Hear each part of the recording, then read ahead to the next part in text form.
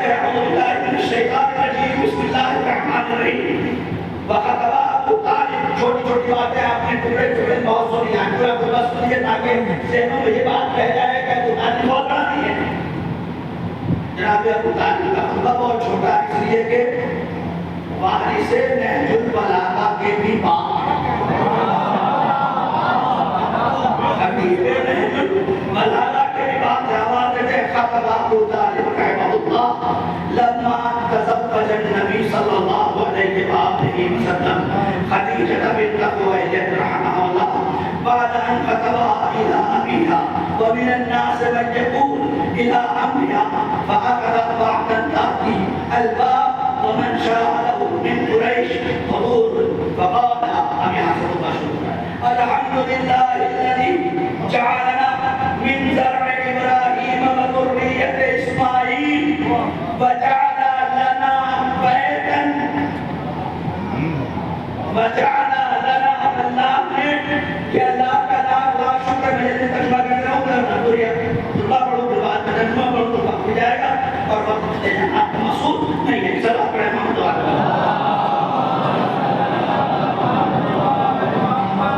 آواز الحمدللہ اللذی یہ کلام ہی کرتے ہیں تو اپنے نام سے نہیں خدا کے ہمیں گفتگو کرتا ہے کہ سکھاتا ہے بیٹھو تو خدا سے شروع کرتے ہیں الحمدللہ الذی ساری حمد اس اللہ کے لیے کہ جعلنا من زرع کہ جس نے ہمیں صلب ابراہیم و ذریت اسماعیل اور نسل اسماعیل میں اٹھایا.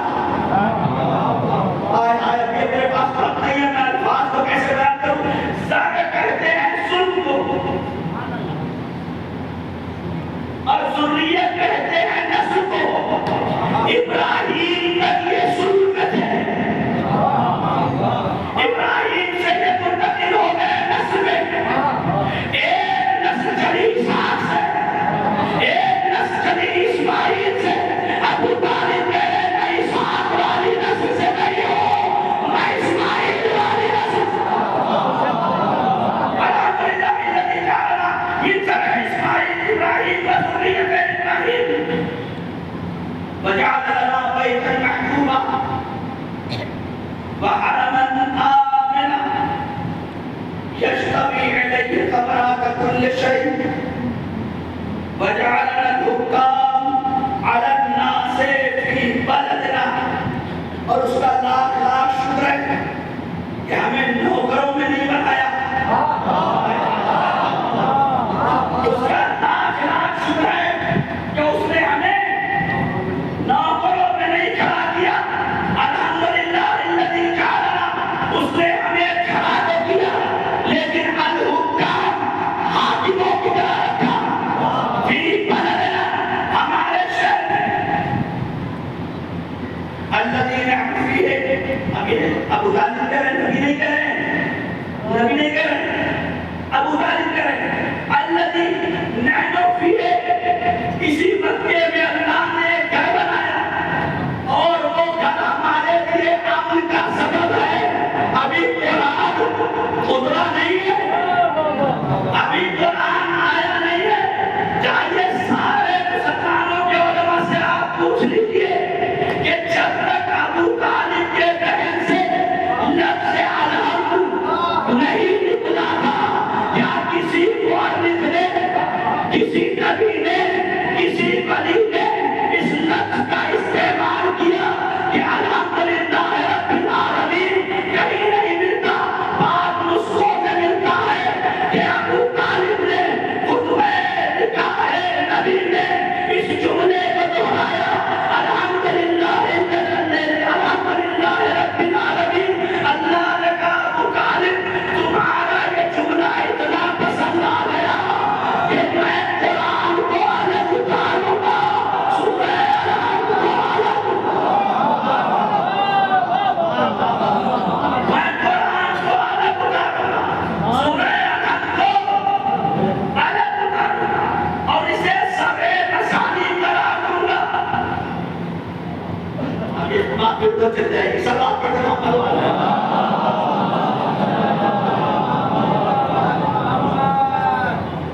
اب آواز دیتے ہیں سما ان ابن اخی محمد ابن عبداللہ ابن عبد المطلب یہاں تک پہنچا دیا تاکہ لوگوں کو شجرے میں مشکل نہ ہو،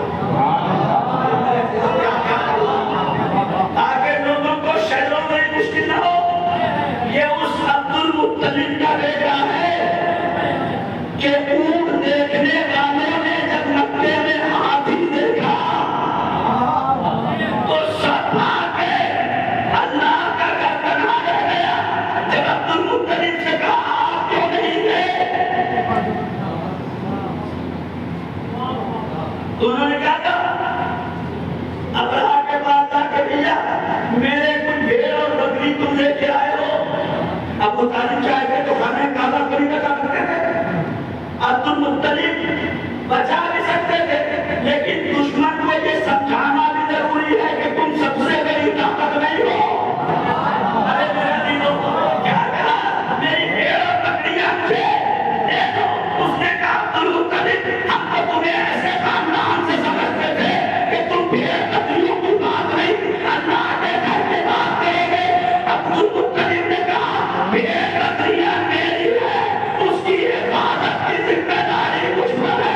ارے اللہ کا گھر ہے، جس کا گھر ہے وہ بچا لے گا، جس کا گھر ہے وہ بچا لے گا۔ بات ختم ہے۔ وہ بھی عبد المطلب لا یؤذن عجیب و غریب، یہ عقیدہ ہے جو مجھے مطلب خطبہ نہیں ہے، یہ عقیدہ ہے جناب ابو طالب کا۔ رجل لا یؤذن برجل من قریش، یہ جس کا میں نکاح پڑھنا ہونا، پورے قریش میں کوئی مرد ایسا ہے نہیں جو اس کا مقابلہ کر سکے۔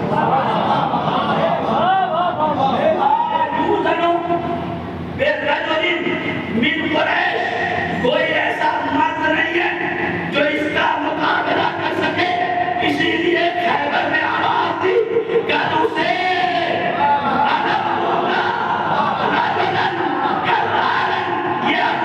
یہ نبی نے اپنی طرف سے نہیں کہا، کل چونکہ ابو طالب نے خطبے میں کہا تھا یہ رجل ہے، اللہ نے کہا ہے میرے محمد، ارے محمد ہو ابو طالب نے رجل کہا ہے، تم خیبر میں علی کو رجل کہا۔ ہمیں اس سے پہلے کہیں کوئی رجل کی لفظ نہیں ملتی۔ لا یؤذن برجل، قائل کا معاذرہ نہیں کیا جا سکتا۔ آپ کا عقیدہ یہی ہے نا، ہے یا نہیں؟ ہمارے نبی سب سے افضل ہے نا عقیدہ، ابو طالب بھی یہی کہہ رہے ہیں۔ تو اب پوچھنے کا حق تو ہے نا مسلمانوں سے، ابو طالب خود پوچھ سکتے ہیں کہ بولے ایمان سے، ایمان کسے کہتے ہیں؟ میں ہوں کافر تو مسلمان۔ بدلے نکل کروں بات نکلتی جا رہی، کیا کروں؟ اللہ رجع ولا یقاسو بعہد، اور تو خالی افضل نہیں ہے، اس کا کسی سے معاقدہ اور کسی سے مقابلہ بھی نہیں کیا جا سکتا اور مقایسہ بھی نہیں کیا جا سکتا۔ اللہ رجع یہ بلند ہے، ولا یقاسو اور کسی سے قیاس نہیں کیا جا سکتا، بعہد منہم تم میں سے کسی ایک سے بھی، اللہ اب عنہ وَإِن كَانَ فِي الْمَالِ قَلَّا۔ اب انہوں نے معلوم نہیں کیا۔ ابو طالب کہتے ہیں اگرچہ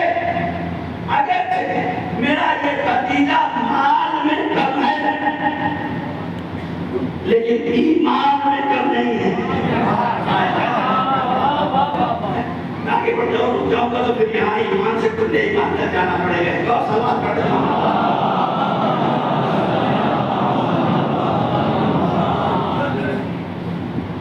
إن كان في المال قلة فإن المال رزق حائل۔ دیکھو مال میں کم اس لیے کہنے کی ضرورت ہے مجھے کیونکہ مال سدا رہنے والا نہیں ہے۔ اگر یہ بہت بڑھ جائے گا تو بعد میں تم تو چلے جاؤ گے، اولاد لڑے گی۔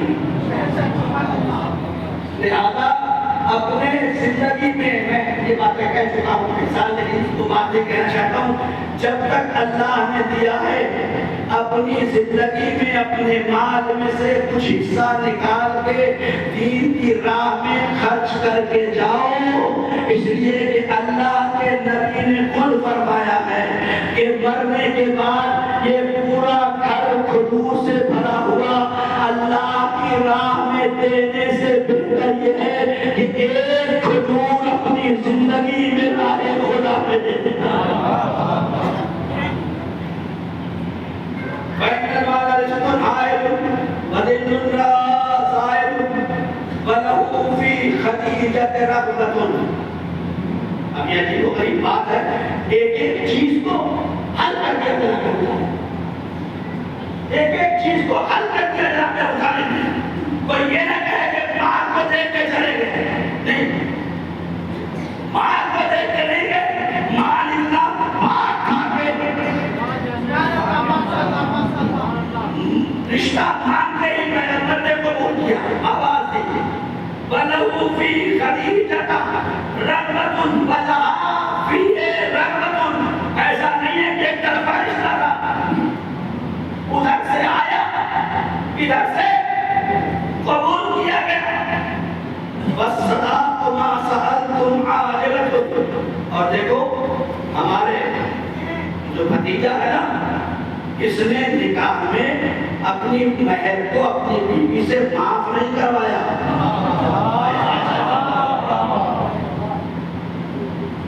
اس نے نکاح کر کے جہیز لے کے اپنے گھر آ کے بھول نہیں گیا کہ میں نے مہر کا بھی کسی سے وعدہ کیا ہے نا؟ کیا کہا؟ وَالصِّدَاقَ مَا سَأَلْتُمْ۔ اور یاد رکھو جو مہر تم نے رکھا تھا عاجلۃ، اسے میرے بھتیجے نے فوراً ادا کیا، اس لیے کہ رشتے کی پاکیزگی اسی میں ہے کہ مہر کو رکھ دیا جائے اور مہر کو ادا کر دیا جائے۔ مجھے افسوس اس بات کا ہوتا ہے کہ لڑکا کا لڑکے کا باپ لڑکی کے گھر جا کے جہیز کو ہر آنکھ سے دیکھتا ہے، اور میں نے جہاں تک دیکھا ہے کہ نکاح سے پہلے دھیرے دھیرے بات تو نہیں کہتا، لڑکے کا جینا شروع کرتا ہے، اگر گاڑی ہوتی تو اچھا ہوتا، اگر یہ ہوتا تو اچھا ہوتا۔ افسوس اس میں نہیں ہے، یہ تو ہی ہے افسوس اس میں ہے جسے حلال بھی نہیں سمجھا جاتا، اس کے چکر میں اتنا بڑے ہو جو محض اللہ نے واجب قرار دیا ہے، اور نہ باپ ایک بار بیٹا نہ جوان ڈھونڈا ہے، اسے واجب قرار دیا ہے میرے کو۔ ایک بات میں نے نہیں سنا کسی شادی میں آج تک کہ بات نے کہا ہو اس پہ تو لڑائی دیکھی ہے کہ کتنا ہوگا، ہاں اس پر لڑائی ہے، چاہے پوری زندگی لڑکے اور لڑکی کی نہ اتفاقی میں گزر جائے، لیکن ہمیں مہر پہ لڑنا ہے۔ بھائی تمہیں ساتھ نہیں رہنا ہے، تمہیں ساتھ نہیں رہنا ہے، تم ایک دن کے لیے آئے ہو اپنے گھر چلے جاؤ گے، یہ پوری زندگی ساتھ رہیں گے۔ پہلی رات ان کے لیے اتنی تلخ نہ بنا دو کہ جو اللہ نے سکون کا باعث قرار دیا ہے اسے بھی تم ان سے چھین لو۔ اللہ نے واجب قرار دیا، میں جب سے آگے جاؤں وَالصِّدَاقَ مَا سَأَلْتُمْ عَاجِلَةٌ، اور میرے بھتیجے نے جو مہر رکھا تھا اسے فوراً کیا کیا؟ ادا کر دیا۔ وَعَاجِلَةٌ بِالْمَالِ وَلَهُ قَدْرٌ عَظِيمٌ، لیکن یہ شادی آسان نہیں تھی۔ جناب کہتے ہیں یہ شادی آسان نہیں تھی، وَلَهُ قَدْرٌ عَظِيمٌ، خدیجہ سے شادی کرنا محمد کے لیے بہت بڑا خطرہ تھا۔ اب یہ مجھے نہیں معلوم کہ اس میں کیا چھپا ہوا ہے، نہ جانے کتنے بڑے بڑے لوگ اس شادی کے لیے رہے ہوں گے۔ یہ ابو طالب کو خطبے میں کہنا پڑا لہو خطر عظیم، یہ ابو طالب کہنا لگا چاہتے آواز دیں گے خطرے تو بڑے بڑے تھے، لیکن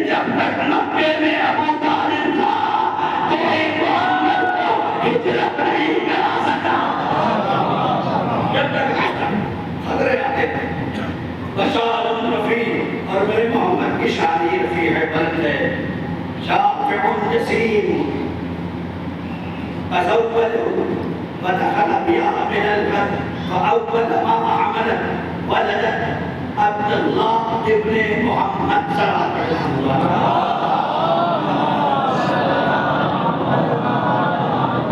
یہ جناب ابو طالب علیہ السلام کا خطبہ تھا کہ جو اس نے پڑھا.